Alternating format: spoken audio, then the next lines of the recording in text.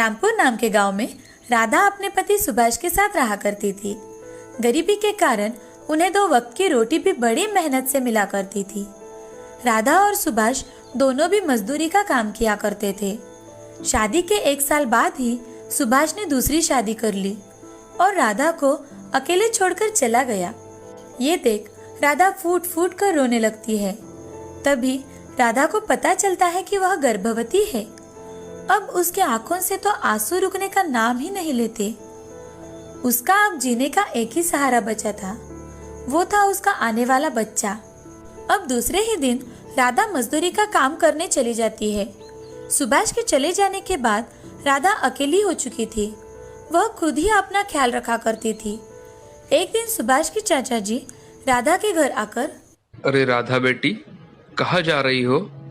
चाचा जी, मैं काम पर जा रही हूँ। काम पर जाना तो पड़ेगा ही ना। हाँ मेरी बच्ची, लाओ वो थैलियाँ मैं लेता हूँ। ऐसा कहकर चाचा जी उसके हाथ की थैलियाँ ले लेते हैं और राधा को बाजार छोड़ देते हैं। ऐसे ही महीने बीत जाते हैं। राधा का 9वां महीना शुरू हो जाता है। एक दिन राधा की मौसी उसे काम करते देख, राधा 9वें महीने में तो आराम किया करो, चलो घर चलो। नहीं मौसी, आप तो जानती हो ना घर के हालात। मुझसे जब तक काम होता है तब तक मैं काम करूंगी। तू तो मेरी बात बिल्कुल भी नहीं सुनेगी। अभी मैं घर जा रही हूँ, 15 दिन बाद वापस आऊंगी। तब तक अपना ख्याल रखना। ठीक है मौसी, जल्दी आने की कोशिश करना। हाँ मेरी बच्ची, तब तक तुम अपना ख्याल रखना। ऐसा कहकर मौसी गांव चली जाती है और इधर राधा काम पर हर रोज आया करती थी। एक दिन रात के समय राधा के पेट में अचानक से दर्द शुरू हो जाता है। राधा सुभाष के चाचा जी को बुला लेती है। वो जल्द ही राधा के घर पहुंच जाते हैं। जल्दी से राधा को अस्पताल में भर्ती भी करवाते हैं। थोड़ी ही देर बाद डॉक्टर चाचा जी से, बधाई हो, आपको पोता हुआ है। थोड़ी ही देर बाद राधा को होश आता है और चाचा जी उसे खुशी खुशी अपने बेटे का मुंह दिखाते हैं। देखो राधा, ये बिल्कुल तुम्हारे जैसा है। राधा अपने बच्चे को देखकर बहुत खुश हो जाती है। वो अपने सारे दुख दर्द वही भूल जाती है और अपने बच्चे की परवरिश करना शुरू करती है। कुछ दिन बीतने के बाद राधा अपने बेटे को अपने साथ लेकर ही काम पर जाती थी। जैसे जैसे सुधीर बड़ा होने लगा तो सारे बच्चों के साथ पिताजी को देखता तो अपनी माँ से, माँ, मेरे पापा कहाँ है? वो हमारे साथ क्यों नहीं रहते? क्या वो मुझे पसंद नहीं करते? अब राधा सुधीर को सारी सच्चाई बताने का फैसला कर लेती है। ऐसा कुछ भी नहीं है मेरे बेटे, तुम्हारे पिताजी ने दूसरी शादी कर ली है और इसीलिए वो हमसे मिलने नहीं आते। उन्होंने हमें छोड़ दिया है। ऐसा कहते ही राधा के आंखों में से आंसू बहने लगते हैं। वह आंसू देखकर सुधीर राधा से, रो मत माँ, मैं हमेशा तुम्हारे साथ रहूंगा। मैं तुम्हारा साथ कभी नहीं छोड़ूंगा माँ। सुधीर की बातें सुन राधा अपने आंसू पोंछ लेती है और सुधीर को गले लगा लेती है।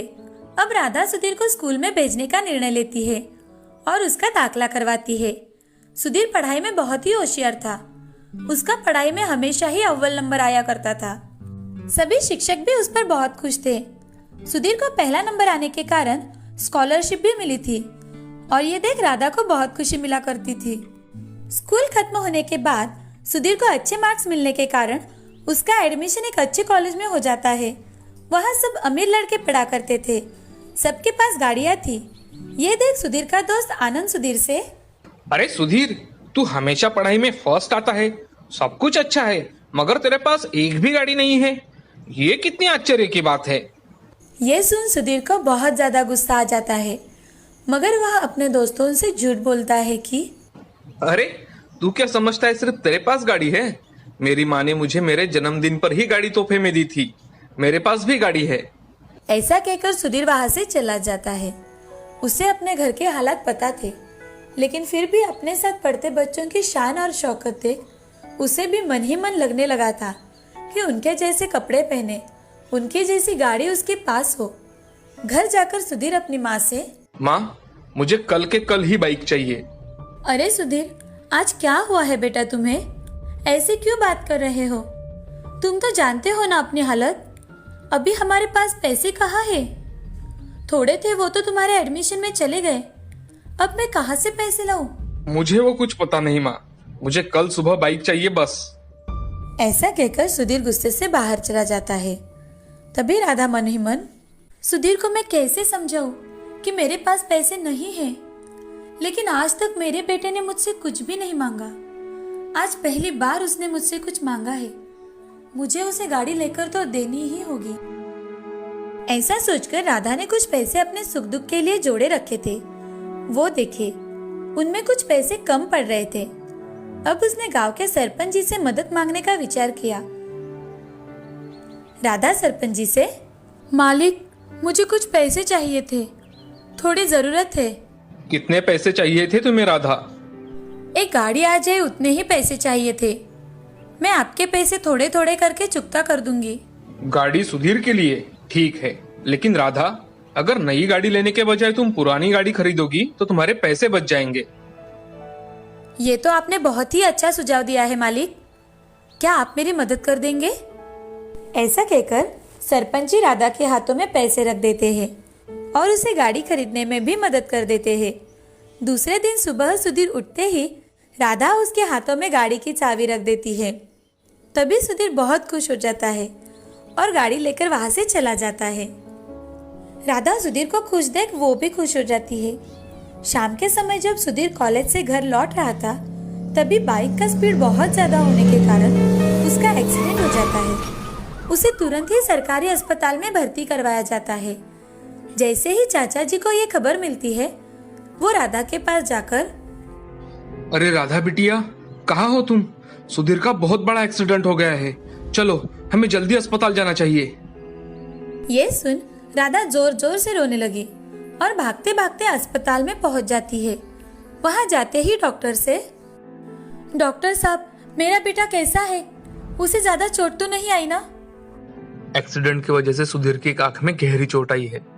अब शायद ही सुधीर उस आंख से देख पाए। राधा ये बात सुन बहुत रोने लगती है और डॉक्टर से, डॉक्टर साहब कुछ ना कुछ तो उपाय होगा ना इस पर? प्लीज डॉक्टर, मेरे बेटे की आंख को कुछ नहीं होना चाहिए। अगर कोई उन्हें आंख दान में दे तो पेशेंट फिर से देख सकता है। डॉक्टर, मेरे बच्चे को मेरी आंख दे दीजिए। मैं तो एक आंख से अपनी पूरी जिंदगी गुजार लूंगी। मेरे बेटे के सामने उसकी सारी जिंदगी पड़ी हुई है। उसको तो अभी पढ़ाई भी पूरी करनी है। आप उसे मेरी आंख दे दीजिए। ठीक है, जैसा आप चाहे। डॉक्टर, मेरे बेटे को कभी मत बताना कि ये आंख मैंने उसे दी है। ठीक है। ऐसा कहकर राधा अपनी एक आंख सुधीर को दे देती है और खुद 2 दिन बाद घर चली जाती है। सुधीर हर रोज अपनी माँ की हॉस्पिटल में राह देखता है, लेकिन वो उसे मिलने नहीं आती तो सुधीर को बहुत गुस्सा आ जाता है।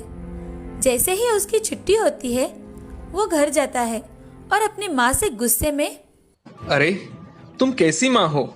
एक दिन भी मिलने अपने बेटे से हॉस्पिटल में नहीं आई, और मेरी तबीयत कैसी है क्या है तुम्हें कुछ नहीं जानना था। भला हो उस औरत का जिसने मेरा बिल भर दिया। और दादाजी आते थे हॉस्पिटल में तो अच्छा लगता था, आपके बारे में पूछो तो कोई कुछ ना कहता। बेटे, मेरी कुछ मजबूरी थी। आखिर तुम्हारी ऐसी कौन सी मजबूरी थी माँ? भगवान तो तुम्हारी जैसी माँ किसी को ना दे। सुधीर इतना ज्यादा गुस्से में था कि उसने अपनी माँ की ओर देखा भी नहीं। उसकी ओर देखे बिना ही वो शहर चला गया अपनी बाकी की पढ़ाई पूरी करने के लिए। राधा की आंख में से आंसू निकलने लगे।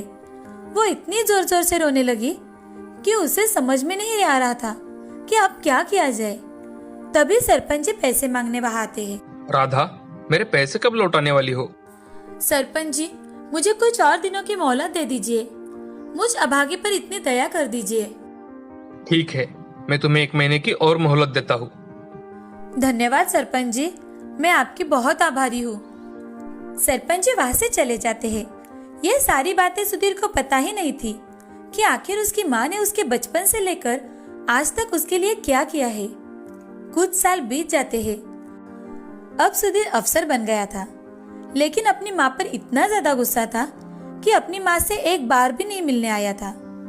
राधा पर मजदूरी करके सरपंच जी के पैसे लौटाने की नौबत आ गई थी।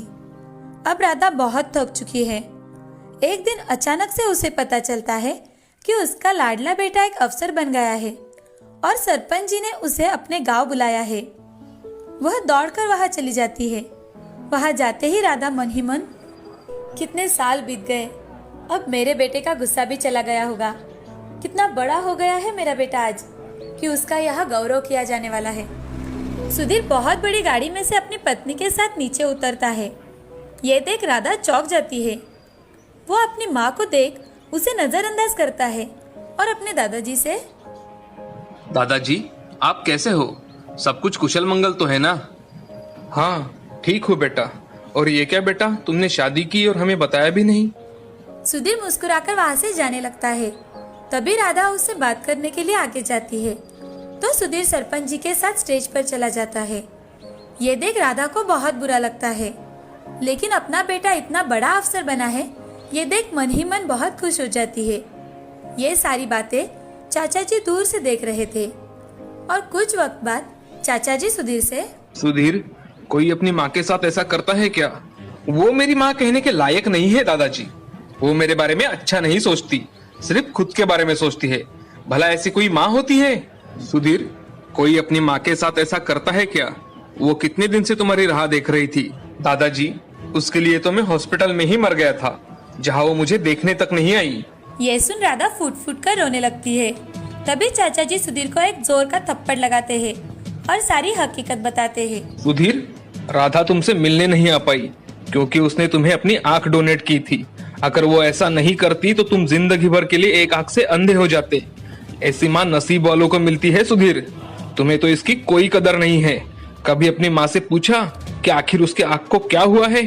सुधीर चाचा जी की बातें सुनकर चौंक जाता है और भागते हुए अपने माँ के पास आता है। अपने माँ के पैर पकड़कर माफी मांगता है। सुधीर की आंखों में आंसू देख राधा उसे माफ कर देती है और अपने बेटे को गले लगा लेती है। हमें इस कहानी से ये सीख मिलती है कि अपने बड़ों का हमेशा सम्मान करना चाहिए। वो हमेशा अपने बच्चों का भला ही सोचते हैं। सच्चाई पता न हो तो उन्हें कभी भी हमारे शब्दों से दुखाना नहीं चाहिए। हमारी जिंदगी में माँ का स्थान अमूल्य होता है।